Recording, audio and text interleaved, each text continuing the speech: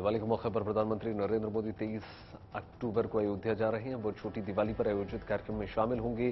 23 अक्टूबर को शाम 5 बजे प्रधानमंत्री मोदी श्री राम जन्मभूमि पर रामलला के दर्शन करेंगे और फिर राम जन्मभूमि तीर्थ क्षेत्र साइट का अवलोकन करने जा रहे हैं। सरयू के नए घाट पर आरती कार्यक्रम में भी वो शिरकत करेंगे। वहां राम की पैड़ी पर दीपोत्सव का कार्यक्रम है। प्रधानमंत्री उसमें मौजूद रहेंगे।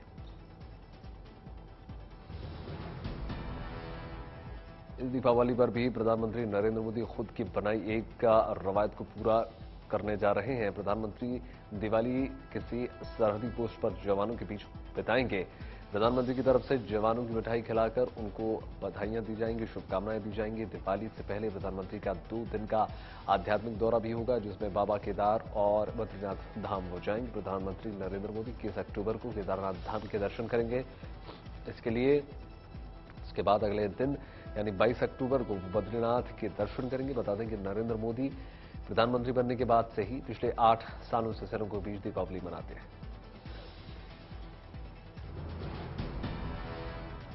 प्रधानमंत्री नरेंद्र मोदी आज प्रगति मैदान में 90वीं इंटरपोल महासभा को संबोधित करने जा रहे हैं।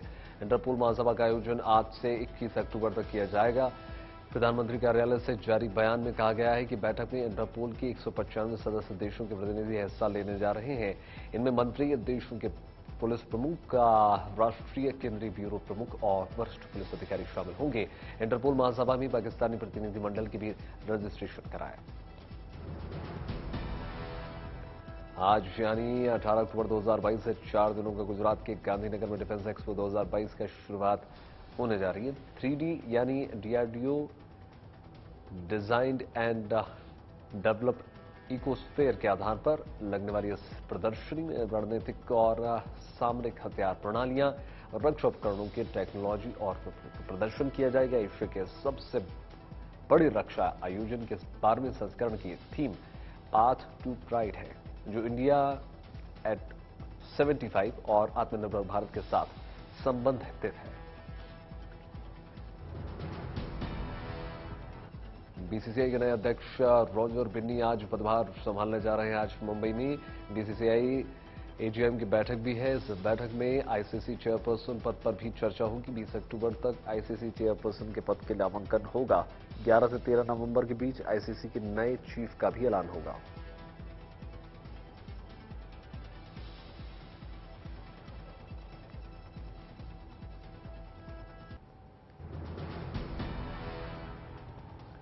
घोटाले में बिहार के डिप्टी सीएम की दिल्ली के राउस एवेन्यू कोर्ट में पेशी हुई। तेजस्वी यादव ने सीबीआई के आरोपों पर अपना लिखित जवाब दाखिल कर दिया। मामले की सुनवाई इस वक्त चल रही है।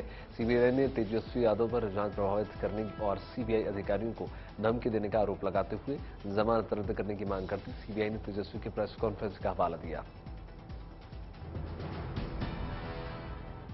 बिल्किन बानो केस में बलात्कारियों की रिहाई को चुनौती देने वाली जनहित याचिकाओं पर आज सुप्रीम कोर्ट में सुनवाई की जा रही है। गुजरात सरकार ने इस मामले में सोमवार को सुप्रीम कोर्ट में हलफनामा दाखिल किया। सरकार ने हलफनामे में कहा है कि तीसरा पक्ष जनहित याचिका पर आड़ में अपराधियों के मामले का हस्तक्षेप नहीं कर सकता। गुजरात सरकार ने 11 दोषियों को रिहा करने के अपने फैसले पर बचाव किया। हलफनामे में कहा गया है कि राज्य सरकार ने सभी राज्यों पर विचार किया और 11 कैदियों के रिहा करने का फैसला किया।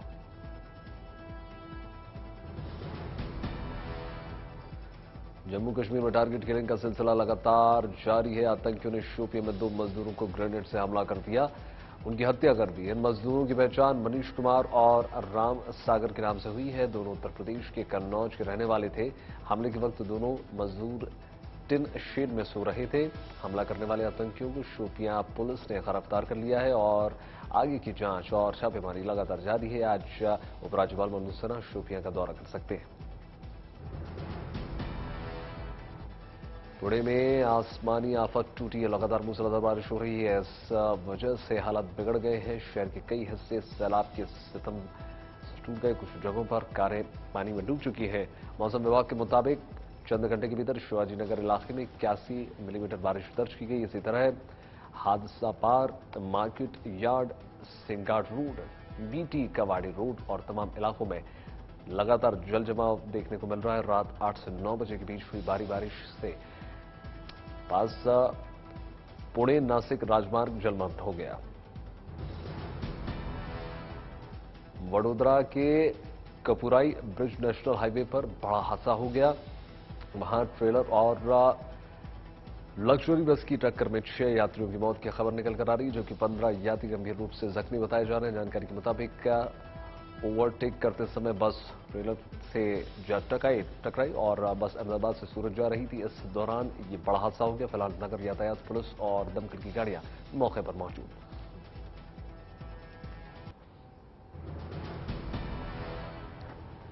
7 राज्यों में एनआईए की छापेमारी लगातार जारी है। बिहार के फुलवारी शरीफ में पीएफआई से जुड़े मामलों पर एनआईए की छापेमारी लगातार जारी है। तो दिल्ली, उत्तर प्रदेश, राजस्थान, हरियाणा, पंजाब और छत्तीसगढ़ में करीब 50 ठिकानों पर गैंगस्टर और आतंकी गठजोड़ की जांच के सिलसिले में एनआईए की छापेमारी लगातार जारी है। हाल ही में एनआईए ने नीरज शाह, बवाना और बिश्नोई गैंग से जुड़े गैंगस्टर से पूछताछ की थी।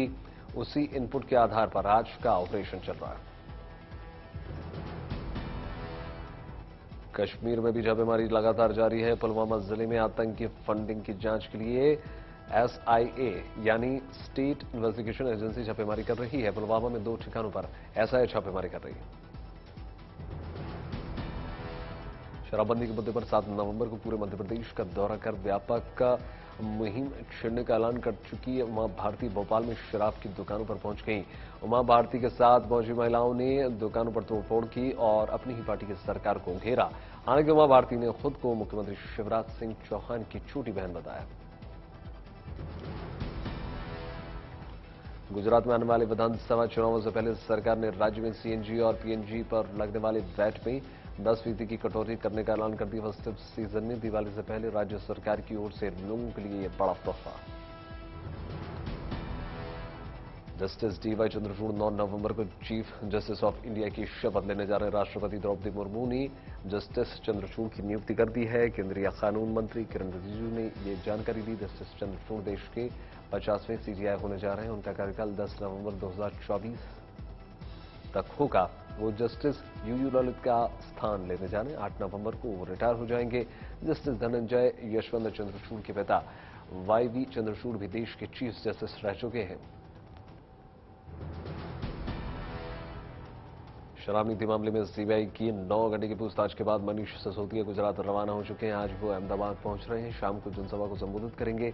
इस गुजरात दौरे से पहले सिसोदिया ने आज सुबह सीबीआई और ईडी को लेकर बीजेपी पर लगातार हमला बोला। उन्होंने आरोप लगाया कि बीजेपी ने सीबीआई, ईडी को राजनीति मिशन बना दिया।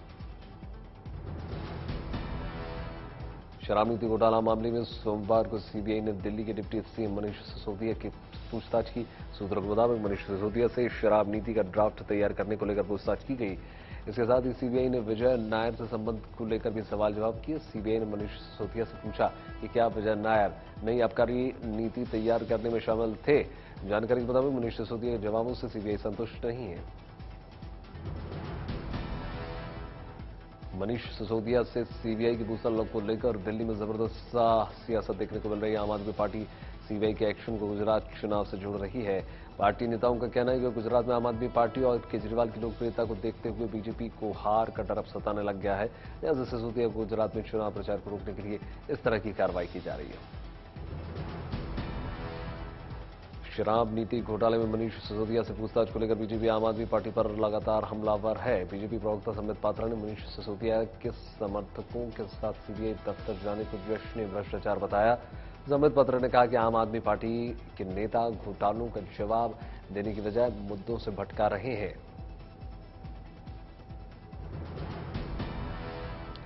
दिल्ली के मुख्यमंत्री अरविंद केजरीवाल ने गुजरात में चुनाव प्रचार के दौरान सिसोदिया से पूछताछ का मुद्दा उठाया। महसाणा की जनसभा में केजरीवाल ने कहा कि गुजरात में आकर मनीष सिसोदिया का कहा था कि यहां गांव-गांव में दिल्ली जैसे स्कूल्स बनाएंगे। केजरीवाल ने कहा कि जब गुजरात चुनाव के नतीजे आएंगे तब जेल के ताले टूटेंगे और मनीष सिसोदिया छूटेंगे। इतना ही नहीं, केजरीवाल ने अपनी जनसभा में ये नारे भी लगवाए।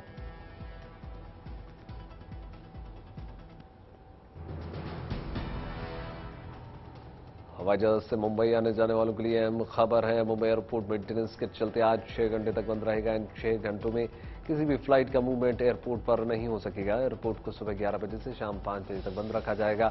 आज होने वाला रिपेयरिंग वर्क का मानसून के बाद किए जाने वाली मेंटेनेंस का हिस्सा होगा, इसलिए सभी एयरलाइंस और ऑपरेशन से जुड़े संस्थानों के साथ समन्वय किया जा रहा है। मुंबई के अंधेरी ईस्ट उपचुनाव में उस वक्त बड़ा मोड़ आ गया जब नामांकन दाखिल करने के आखिरी दिन बीजेपी उम्मीदवार ने अपना नाम वापस ले लिया। दरअसल महाराष्ट्र नवनिर्माण सेना के मुखिया राज ठाकरे ने डिप्टी सीएम देवेंद्र फडणवीस को चिट्ठी लिखकर गुजारिश की थी कि बीजेपी अंधेरी ईस्ट से किसी उम्मीदवार को मैदान में न उतारा जाए। बीजेपी अपने फैसले को महाराष्ट्र का संस्कार बता रही। उद्धव गुट वाली शिवसेना से बीजेपी की हार। समाजवादी पार्टी के संस्थापक और उत्तर प्रदेश के पूर्व मुख्यमंत्री मुलायम सिंह यादव की अस्थियां पूरे विधि विधान के साथ गंगा में विसर्जित कर दी गई। मुलायम सिंह की अस्थियों को लेकर अखिलेश यादव अपने पूरे परिवार के साथ हरिद्वार पहुंचे। अस्थि विसर्जन के बाद अखिलेश यादव ने गंगा में स्नान किया। नेताजी की अस्थियों को हार की पैड़ी पर विसर्जित किया जाना था, मगर वार्षिक रखरखाव के चलते गंगा की धारा को बंद कर दिया गया, लिहाजा चंडी घाट पर मुख्य गंगा में अस्थियों को विसर्जित किया गया।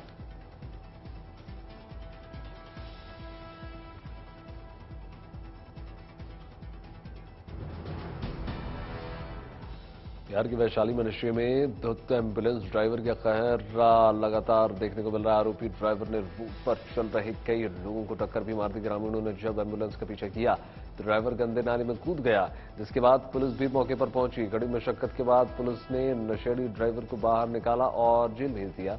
बिहार में शराब पूरी तरीके से बंद है। वैशाली में शराब कहां से आई, इस पर भी सवाल उठ रहे हैं। बहराइच पुलिस ने वकील के हत्याकांड का खुलासा कर दिया। पुलिस के मुताबिक वकील की पत्नी ने ही हत्या की साजिश रची। प्रेमी के साथ मिलकर उसी ने अपने पति की हत्या करवा दी। वारदात 15 अक्टूबर की रात को हुई थी। पुलिस ने दोनों आरोपियों को गिरफ्तार करके जेल भेज दिया है।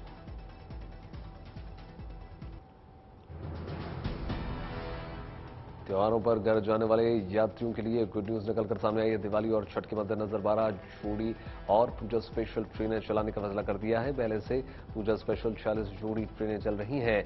इनमें अतिरिक्त 12 अन्य ट्रेनों को जोड़ दिया गया है, यानी कि दिवाली और छठ पर बिहार आने वाले लोगों के लिए कुल 58 पूजा स्पेशल ट्रेनें चलाई जा रही हैं। यह 12 नई जोड़ी ट्रेनें 22 अक्टूबर से 28 अक्टूबर तक चलेंगी। नीतीश सरकार ने राज्य के सरकारी कर्मचारियों को बड़ी दिवाली गिफ्ट देने का ऐलान कर दिया। दीपावली और छठ पूजा को देखते हुए इस बार सभी कर्मचारियों को 20 अक्टूबर के वेतन का भुगतान कर दिया जाएगा। उत्तर प्रदेश में सरकारी कर्मचारियों और पेंशनर्स को दिवाली का तोहफा मिल चुका है। मुख्यमंत्री योगी आदित्यनाथ ने इनका डीए बढ़ाने का ऐलान कर दिया। उत्तर प्रदेश सरकार ने राज्य कर्मचारियों और पेंशन भोगियों को दिवाली का तोहफा देते हुए महंगाई भत्ते और महंगाई राहत की दर में 1 जुलाई से 4% की वृद्धि का ऐलान कर दिया। साथ ही कर्मचारियों को दिवाली का बोनस भी दिया। उत्तराखंड के मुख्यमंत्री पुष्कर सिंह धामी मध्य प्रदेश के सागर कैंट में महार रेजिमेंट के कार्यक्रम में शामिल हुए। इस मौके पर उन्होंने महार रेजिमेंट के वॉर मेमोरियल में शहीदों को श्रद्धांजलि दी। महार रेजिमेंट पहुंचकर मुख्यमंत्री पुष्कर सिंह धामी अपने बचपन के पिता की यादों में खो गए। महाराष्ट्र के अमरावती में एक सामाजिक संस्था की सराहनीय पहल निकलकर सामने आई है। सामाजिक संस्था की ओर से दिव्यांग सहित जरूरतमंदों को दिवाली के लिए मुफ्त में सामान दिया गया।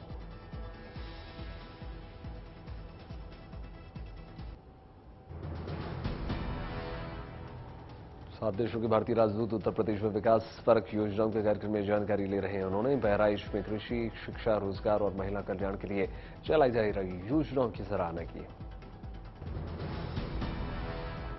यूएनजीसी महासचिव एंटोनियो गुटेरेस आज 2 दिन के भारत दौरे पर आएंगे। प्रधानमंत्री नरेंद्र मोदी के साथ मिशन फॉर लाइफ के तहत आयोजित कार्यक्रम में शामिल होंगे। एंटोनियो गुटेरेस मुंबई 26/11 आतंकी हमले के पीड़ित से भी श्रद्धांजलि देंगे। बोलीविया की राजधानी लापाज में वन्य जीवों को लेकर मानवीय पहल निकलकर सामने आई है। बचाव कर्मियों अमेजोन के जंगलों में पिंक रिवर में फंसे डॉल्फिन की एक जोड़ी का रेस्क्यू किया। बचावकर्मी पिछले 3 हफ्ते से डॉल्फिन की खोज में थे। मेक्सिको सिटी में डे ऑफ डेड फ्लावर की काफी डिमांड देखने को मिल रही है। गेंदे की तरह दिखने वाला ये फूल जितना खूबसूरत है उतना ही काम का भी। इसकी वजह से मैक्सिको में इसकी अच्छी खासी खेती देखने को मिल रही है और ये किसानों की कमाई का स्रोत बना हुआ है।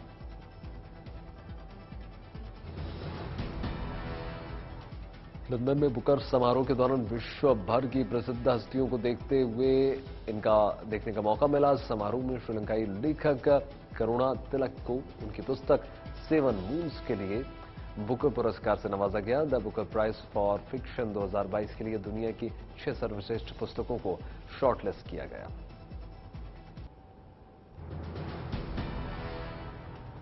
रूस और यूक्रेन के बीच घमासान लगातार जारी है। इस बीच रूस की ओर से यूक्रेन की राजधानी कीव में भयानक हमला देखने को मिला। यूक्रेन की सेना ने दावा कर दिया है कि रूस ने यह हमला ईरानी ड्रोन के जरिए किया है। हमले में हमें एक महिला, 4 लोगों की मौत हो गई, जबकि 2 लोगों को मलबे में रेस्क्यू किया गया। यूक्रेन के मुताबिक कुल 18 लोगों को बचाया गया।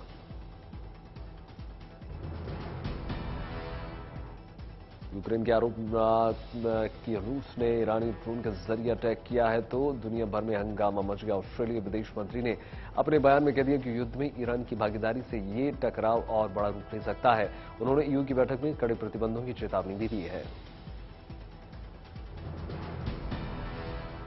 तेहरान में विदेश मंत्रालय ने इस बात से इनकार कर दिया कि यूक्रेन पर हमले में रूस से ईरानी मिलीभगत है। ईरान ने यूक्रेनी सेना के दावे को झूठा बताते हुए बताया और कह दिया कि हमने यूक्रेन पर हमले के लिए रूस को किसी तरह का कोई ड्रोन नहीं दिया।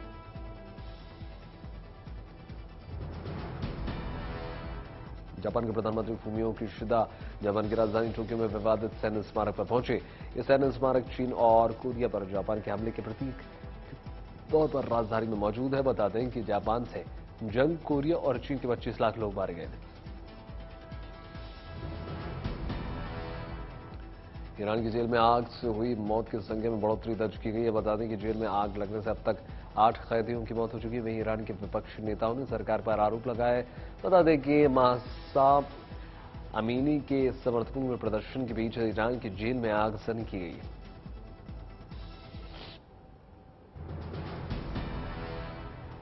अंतर्राष्ट्रीय मुद्रा कोष की आधिकारिक वेबसाइट पर लिखे एक लेख में डॉलर की मजबूती को दुनिया के लिए चिंताजनक बताया गया। इस लेख में डॉलर के बढ़ने से वैश्विक अर्थव्यवस्था में असंतुलन बढ़ने की उम्मीद जताई जा रही है। बता दें कि इस वक्त दुनिया के कई देश जबरदस्त महंगाई से जूझ रहे हैं।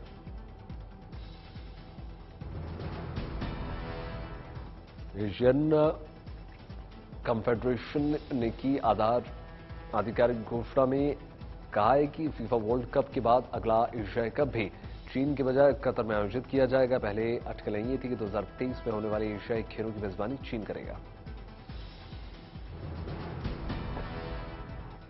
माल्टा में खोजी पत्रकार डाफने की 5वीं बरसी पर जनसैलाब उमड़ पड़ा। ईयू में माल्टा के नेता ने भी मार्च में हिस्सा लिया। इस मार्च में गैलीजिया के हत्यारों को सजा दिलाने की मांग की गई। बता दें कि कार बम धमाके में गैलीजिया की साजिशन हत्या की गई थी। धोखाधड़ी मामले में ब्राजील के दिग्गज फुटबॉलर नेमार की स्पेन की एक कोर्ट में पेशी की गई। नेमार अपने पिता के साथ कोर्ट में पहुंची। ब्राजील की कंपनी डीआईएस ने कोर्ट से नेमार को 5 साल की सजा देने की मांग की है। 2013 में नेमार ने ब्राजील के फुटबॉल क्लब सेंटोस से छोड़कर बार्सिलोना ज्वाइन कर दिया था, जिससे कंपनी को भारी नुकसान हुआ। साउथ कोरिया के कानून के मुताबिक मशहूर बैंड बीटीएस के सभी सदस्य सेना में अपने अनिवार्य कर्तव्यों का पालन करेंगे। बैंड का मैनेजमेंट देखने वाली कंपनी ने बताया कि बीटीएस के सभी मेंबर्स मिलिट्री सर्विस में जाने के लिए पूरी तरीके से तैयार हैं। बता दें कि साउथ कोरिया में हर युवा सेना में सेवा देनी होती है।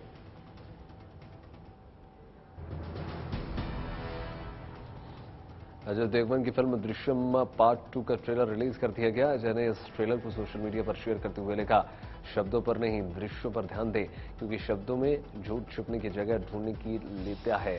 ट्रेलर को देखकर लग रहा है कि इस फिल्म में मर्डर मिस्ट्री का राज खुल जाएगा। ये फिल्म 18 नवंबर को सिनेमाघरों में रिलीज होने वाली है। इस फिल्म में अजय के साथ तब्बू शेजन और इशिता दत्ता लीड रोल में नजर आ रही है। पिछली बार कहानी में अजय की टक्कर तब्बू से थी। इस बार खेल और धमाकेदार होने वाला है और अक्षय खन्ना नई भूमिका में नजर आएंगे।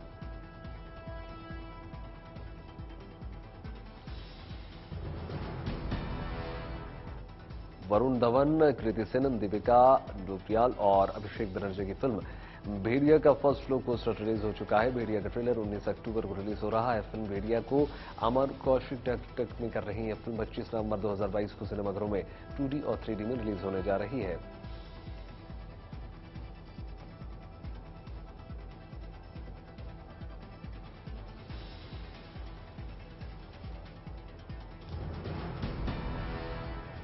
हाल ही में हुए एक फैशन शो के दौरान एक्ट्रेस मौनी रॉय ने रोप पर वॉक किया और इस रैंप वॉक पर वीडियो उन्होंने अपने सोशल मीडिया पर शेयर किया। रैंप वॉक से पहले मौनी ने कैसे मेकअप करवाया और शो से पहले क्या क्या मस्ती करते हुए वो नजर आई, इस वीडियो में देखा जा सकता है। मौनी के फैंस को ये वीडियो काफी पसंद आ रहा है। बता दें कि हाल ही में मौनी रॉय की फिल्म ब्रह्मास्त्र भी रिलीज हुई थी, जिसमें दर्शकों ने मौनी का काम काफी पसंद किया था। मल्टी स्टारर फिल्म ब्रह्मास्त्र में मौनी के अलावा रणबीर कपूर, आलिया भट्ट और अमिताभ बच्चन भी फिल्म की अहम भूमिका में थे। फिल्म कंतारा के हिंदी संस्करण के 14 अक्टूबर को सिनेमाघरों में दस्तक दी और 1300 स्क्रीन की कम संख्या के बावजूद कंतारा के पहले दिन ही शुरुआत अच्छी रही। कंतारा के हिंदी वर्जन की कमाई भी बहुत बेहतरीन स्पीड से बढ़ रही है। कंतारा हिंदी ने पहले दिन 1.27 करोड़ रुपए का कलेक्शन किया था, लेकिन इसके मुकाबले दूसरे दिन फिल्म की कमाई दोगुनी से भी ज्यादा हो गई। शनिवार को कलेक्शन 2.75 करोड़ रुपए पहुंच गया। रविवार की रिपोर्ट कह रही है कि कंतारा हिंदी को एक बार फिर से जम मिला है और तीसरे दिन इसकी कमाई 4 करोड़ के करीब होने का अनुमान है।